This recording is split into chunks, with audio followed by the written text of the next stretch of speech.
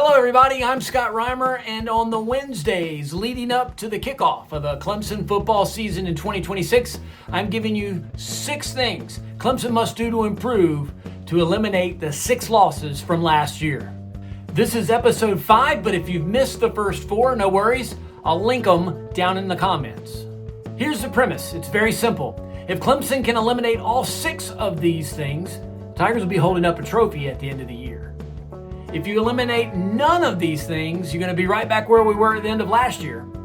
And if you do something somewhere in between by hitting some of the 6, but not all of the 6, that's about where you'll fall on the overall record. I think you get the idea, so let's jump right into episode number 5. Players playing with heart. Before we get into the heart part of this, there's a lot of departures off of last year's team. Clemson went 7-6 last year with 9 players being drafted in the NFL draft. How does that happen? It shouldn't. Clemson had several players transfer out of the program as well, 2 of which would have played substantial snaps for the Tigers, in Stephiylan Green at defensive tackle and Khalil at safety.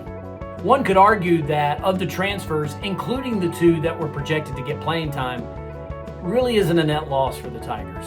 So what happened last year? Something was just off with last year's team, especially after the 1-3 start when all the season's goals were now off the table. Did some of the players just quit on the team? Were there internal issues that caused problems in the locker room? Was the team poorly coached? Did the players just not have the mental toughness to push past the results early in the season to do what's right and give 110% throughout the rest of the season?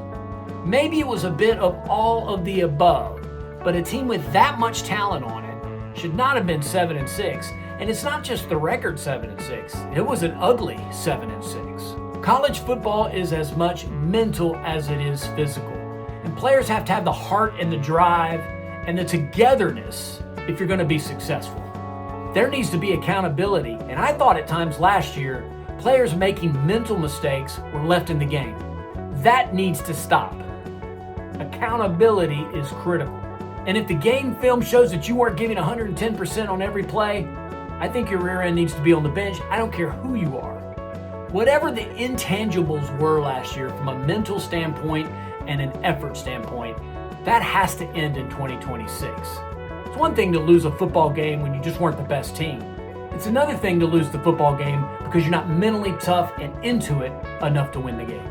If the Tigers can have a better mentality, a better work ethic, and more heart in 2026, that'll be worth at least 1 less loss. Agree with me or not? Let's talk in the comments section. Stay tuned next Wednesday as I'll have our 6th key to eliminating the 6 losses in 2026. For now though, I'm Scott Reimer, and as always, go Tigers!